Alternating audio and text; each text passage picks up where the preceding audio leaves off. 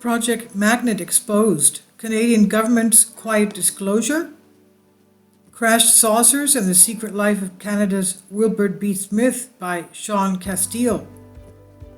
Though it is little known fact, the truth is that certain individuals with ties to the Canadian government have secretly been promoting the idea that UFOs are operating in Earth's atmosphere and are piloted not by monsters but by a group of individual or groups of individuals who are as human as we are but are technologically more advanced than the human race. One of them is the former Defence Minister of Canada, Paul Hellyer.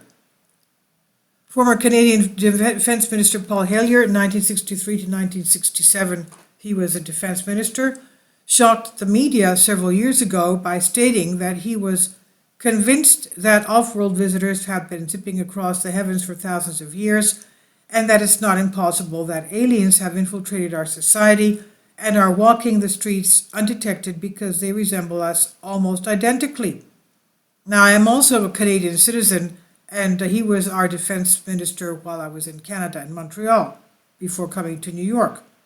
Now, but as much attention as Mr. Hellyer's remarks might have gotten in the press, many decades before, another Canadian had made similar bold remarks concerning ultra-terrestrials coming here either from other planets or from a, you won't believe this, parallel universe. So let's begin by journeying back in time to when ufology was young and the groundwork was being laid for the greatest cosmic adventure the world has ever experienced, Project Magnet, quote unquote. Project Magnet tells the story of a Canadian radio engineer's transformation from a scientific nuts and bolts UFO researcher to ardent follower of the Space Brothers philosophy. Now, while I was in Canada, I guess it was around the early or mid 1960s. We used to live in a cul-de-sac just outside of the downtown area of Montreal, and we used to go bicycle riding every afternoon. And at the end of our cul-de-sac, in the forest on top of an electrical tower, we witnessed a white cylindrical quiet UFO just it's not hovering, it wasn't hovering, it was just there in the middle of the air on top of the electrical tower for at least half an hour. No, not making any sound, not moving. And we hightailed it out of there because we figured it was a UFO by process of elimination. Now, going back to this, even as an ardent student of ufology, you may not know the name of Wilbert Smith. He is an unsung hero in the field, but remains indisputably important in the more than 50 years since his death in 1962. Global Communications CEO Timothy Green Beckley has recently assembled a book that pays tribute to Smith and the 1950s, the era in which Smith pursued the truth of the UFO mystery. The new book is called Project Magnet, with the subtitle, "The Objects in the Sky Are Not Stars."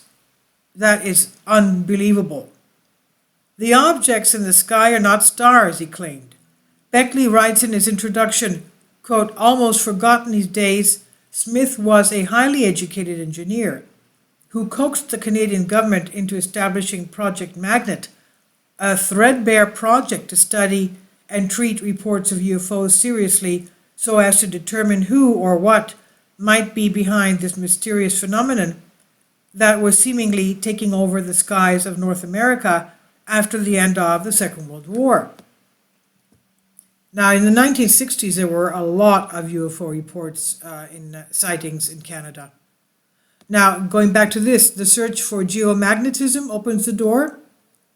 Project Magnet began operating in 1950 with the purpose of studying, among other occurrences, magnetic phenomena. Wilbur Smith, a senior radio engineer from the Canadian Department of Transport, was put in charge of the project. The goals of the Project Magnet were fueled by the concepts of geomagnetism and the belief that it might be possible to use and manipulate the Earth's magnetic field as a propulsion method for vehicles. And this is exactly what the ancient Greeks believed was used as a propulsion method for ancient UFOs.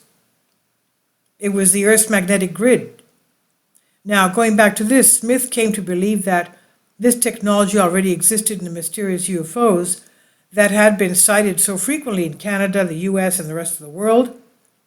He felt that the correlation between our basic theory and the available information on saucers checks too closely to be mere coincidence. Nevertheless, Smith's approach to the study of UFOs was a pragmatic one. It is perfectly natural in the human thinking mechanism, Smith wrote, to try and fit observations into an established pattern. It's only when observations stubbornly refuse to be so fitted that we become disturbed. So when this happens, we may, and usually do, take one of three courses. First, we may deny completely the validity of the observations, or second, we may pass the whole subject off as something of no consequence, or third, we may accept the discrepancies as real and go to work on them. In the matter of saucer sightings, all three of these reactions have been strikingly apparent. The first two approaches are obviously negative and from which a definite conclusion can never be reached. It's the third approach, acceptance of the data and subsequent research, that is dealt with in this report. So to this day, there has never been a clearer statement of how to take an honest and open-minded look at the UFO phenomenon. Smith's urging his peers to accept the strange and mysterious discrepancies, quote-unquote, as a starting point for serious research has echoed down through ufology in the decades since, but has sadly remained mostly unheeded. Smith went on to explain that the data he and his team had to work with consisted largely of sightings reports as observed throughout Canada. This includes many reports from the field representatives of the Department of Transportation, whose job it is to watch the sky and who are trained to do precisely those kinds of observations. Useful data was also obtained from instruments such as those at ionospheric observations. But Smith cautioned against expecting too much from the field stations because of the very sporadic nature of the sightings, and laboratory studies were useless without some kind of specimen with which to experiment, and it was not likely that such a specimen would be obtained any time soon. So according to Smith, we are then forced to rely on deductive reasoning, at least until it's possible to work out procedures more in line with conventional experimental methods. So what is the government hiding? In 1950, prior to the establishment of Project Magnet, Smith was attending what he called a rather slow-moving broadcasting conference in Washington, D.C. He had some time on his hands, so he circulated around, asking a few questions about flying saucers, quote, which stirred up a hornet's nest. I found that the U.S. government had a highly classified project set up to study them, so I reasoned that with so much smoke, maybe I should look at the fire, he said, end quote. Now, Smith subsequently made discreet inquiries through the Canadian Embassy staff in Washington, who were able to obtain for him the following information. 1. The matter is the most highly classified subject in the U.S. government, rating even higher than the A-bomb. 2. Flying saucers exist. 3. Their modus operandi is unknown, but concentrated effort is being made by a small group headed by Dr. Vannevar Bush, who some maintain was the initial guiding force behind a secret government cabal known as Majestic 12, created to monitor a number of UFO crashes, including the one in Roswell, New Mexico, around July 4th, 1947, in which several alien bodies were recovered from the wreckage. It was Bush and company's purpose to foil the flow of information on the UFOs to the American public and to literally censor the truth about the arrival of ETs on our planet. 4. The entire matter is considered by the United States authorities to be of tremendous significance. Smith said his investigations were a matter of simple curiosity and that he began as an extreme skeptic, fully expecting the phenomenon to be man-made or created by natural causes. He gave his credentials as an impartial and qualified researcher, saying, quote, I am 48 years old, hold a master's degree in electrical engineering, occupy a responsible position in the Canadian government, hold half a dozen patents, am author of several technical papers, and in general enjoy background in technical work in science, indicating at least an average competence to study and report on phenomena of a scientific nature. I have tried so far as possible to use conventional and standard methods and equipment to investigate all possible angles before drawing any conclusions. In other words, I have followed the same general procedures which I would have followed if I had undertaken to study some more prosaic subject such as radio wave propagation. One of the foremost revelations in Project Magnet is Wilbert Smith's report that he was told by U.S. officials on his various visits to Washington that they had retrieved at least one UFO that had crashed in the southwest at Roswell and were examining the remains of the corpses of several alien bodies found within the wreckage, unconfirmed. The revelation to Smith that a craft from outer space may have crashed in the desert is said to have stunned him at first, but later he came to take such bombshell events in stride. As stated above, American scientists had gone so far as to declare that the existence of flying saucers should be kept more highly classified than the development of the atomic bomb. Because of these revelations, Smith went back home, to Canada that is, to appeal to his superiors not to let the Americans pull ahead in their findings about these flying objects and discs, and urged that Canadian researchers begin their own official study, which was quickly established under the code name Project Magnet. The story of what Project Magnet uncovered is a major part of this just released tome edited by publisher Tim Beckley. The book also includes updated revelations by contemporary researcher Grant Cameron, presidentialufo.com, as well as bonus history of humanoid and creature sightings and close encounters throughout Canada by the late amateur astronomer John Musgrave, who worked while on a grant from Ottawa's government. Perhaps the most exciting part of this book is the disclosure that Wilbur Smith was a UFO contactee himself and was in touch with others on a regular basis who claimed to have received communications from off-Earth dwellers. Now, moving beyond simple physical reality, it's important in the light of where his studies would eventually take Smith to establish his credibility as a pragmatic scientist approaching the UFO subject in the utmost of real-world terms. Smith explains, quote, "If we are to rely on sighting data alone, we are bound to get a rather one-sided idea of these creatures. For example, we see saucers traveling at terrific speeds, and then suddenly stop or change direction. Under our concepts of physics, no creature of flesh, blood, and bone could withstand the terrific forces which would be associated with such actions. Therefore, we're led to assume that the saucerians must be some manner of robot or a creature the like of which we have never encountered." He also points out that in spite of their unknowable high level of technological achievement, the UFO occupants have never simply landed and announced that they were taking over the Earth. This is perhaps because they regard us as in the same general category as the other flora and fauna native to this planet, and believe our civilization is so primitive as to be indistinguishable from that of the lower animals and insects. But such speculations don't necessarily lead us to the truth, according to Smith.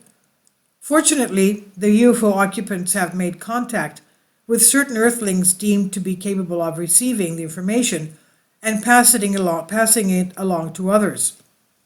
Along with the many sightings reports, Smith began collecting and analyzing claims of contact with aliens and to assemble what he felt were the mores and ethics of the people from the flying saucers. Smith wrote, "It adds up to a complete and elegant philosophy. These people tell us of a magnificent cosmic plan," that is, the extraterrestrials. "They tell us of a magnificent cosmic plan of which we are a part, which transcends the lifetime of a single person or a nation or a civilization, or even a planet or a solar system. We are not merely told that there is something beyond our immediate experience. We are told what it is, why it is, and our relation thereto. Many of us most vexing problems are solved with a few words. At least we're told of the solutions if we have the understanding and fortitude to apply them. We are told of the inadequacies of our science, he continued, and we have been given the basic grounding for a new science which is at once simpler and yet more embracing than the mathematical monstrosity which we have conjured up. We have been told of a way of life which is utopian beyond our dreams and the means of attaining it. Can it be that such a consistent, magnificent philosophy is the figment of the imaginations of a number of misguided morons? I do not think so, he said. So if such is the case, and all of this is known, the reasonable person asks, then why has it not been publicized? Why aren't we studying the sciences gifted to us by these extraterrestrial aliens instead of atom bombs? The answer, Smith tells us, is that it has been publicized. Books have been written and thousands of copies sold. There are many periodicals available containing this knowledge, which may be had for a nominal sum. Reports have been prepared by serious investigators and presented through the proper channels. End quote. The flying saucers and their ability to change reality. Smith believed UFOs utilized the magnetic polarity of the Earth to propel themselves through our atmosphere. This is exactly as I said in the beginning. The ancient Greeks believed that the extraterrestrial, quote-unquote, gods of Olympus, the Atlantean gods extraterrestrials, were with their flying machines, were able to fly around the Earth using the grid-line magnetic field of the Earth. And this is exactly what Smith says they were doing, the UFOs. Smith acknowledged, but it is truly said that one can lead a horse to water, but one cannot make him drink. There are probably as many primitive reasons for not facing up to the facts as there are people who refuse to do so. However, it is consoling to realize that through the humble and often criticized comic strip science fiction stories, the younger generation is being conditioned to accept the reality of people from elsewhere, and when given the opportunity to do so, avidly assimilate all they can get on flying saucers and the people who fly these flying saucers. People meaning, of course, extraterrestrial aliens. One is struck by the overwhelming transformative power the study of UFOs and their occupants often has on people. Smith, interested in flying saucers, began as a mild case of curiosity and over a few years became something like a religious fervor. In a portion of Smith's writing called in Project Magnet entitled The Battle for Man's Mind, he feels called upon to warn his readers about a grave danger we are all facing, either consciously or unconsciously. Two great forces are striving to gain control of man's mind, a struggle that has been going on for some time immemorial. He wrote, "But never in the world's history has the conflict been more intense than it is in this present era of confusion and unrest.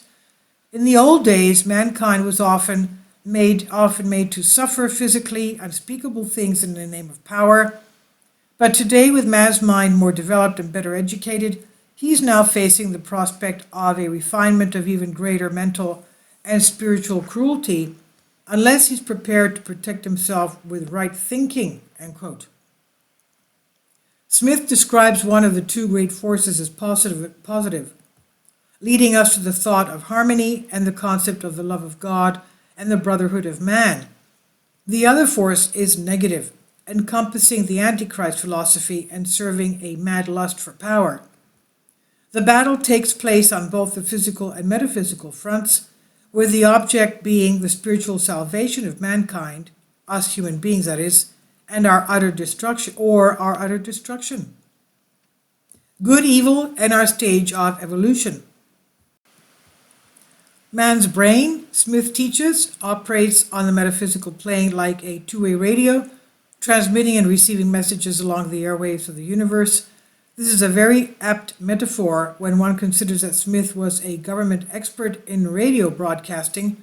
Man's brain is open to both good and bad input, which he either accepts or rejects according to his stage of evolution. Messages received through esoteric sources, purporting to come from the Space Brothers, who take an active interest in our spiritual welfare, warn us that an even greater conflict is being fought on the metaphysical plane. The lower or negative forces that damn themselves by working wrong thinking are projecting strong thoughts eastward in an attempt to bring about our spiritual downfall. These are, of course, the demonic entities. On the other hand, the Space Brothers are concentrating equally hard on sending out positive thoughts of goodwill and brotherly love. Smith wrote, "Thus we are being bombarded from the metaphysical plane by two conflicting schools of thought, and free will being the criterion of spiritual advancement, it's left to us which we choose to accept. However, from a purely logical point of view, if we want to save ourselves a lot of sorrow, both in this life and lives to come, we should arm ourselves mentally against the onslaught of negative thoughts," end quote. And he's right. It's a spiritual warfare, spiritual battle, good against evil.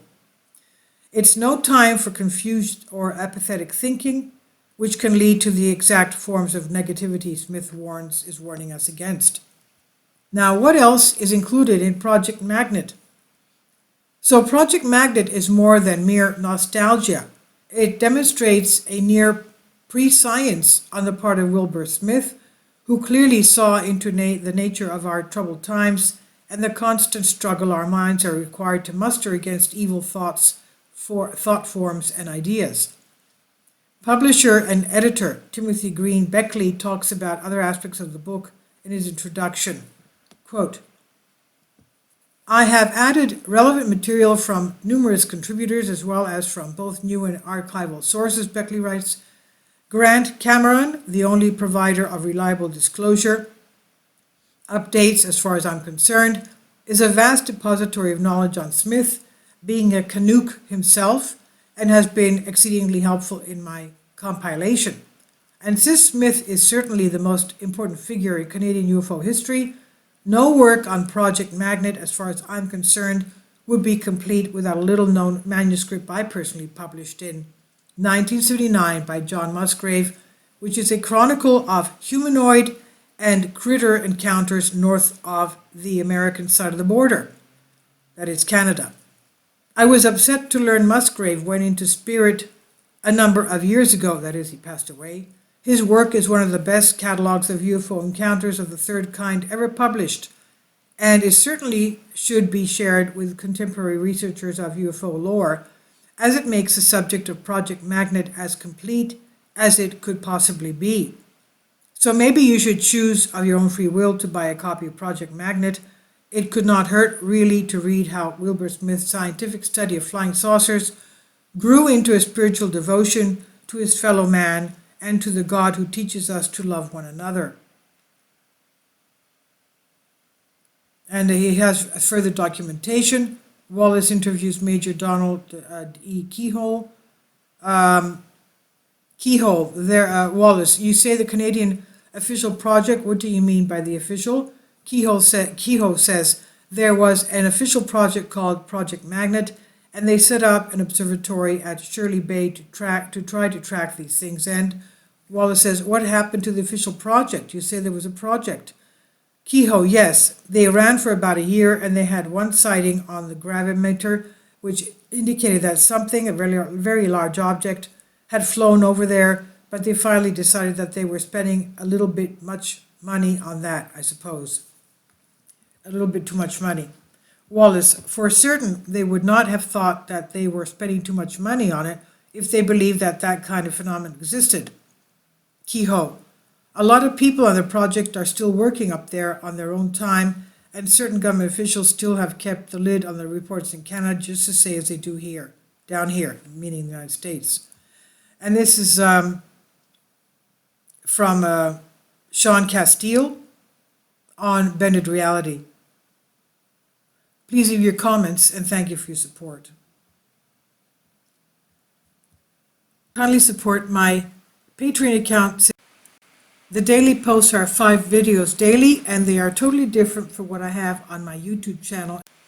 Thank you so much for your support, and that you find all my content so interesting. You'll find the Patreon account details in the description box below.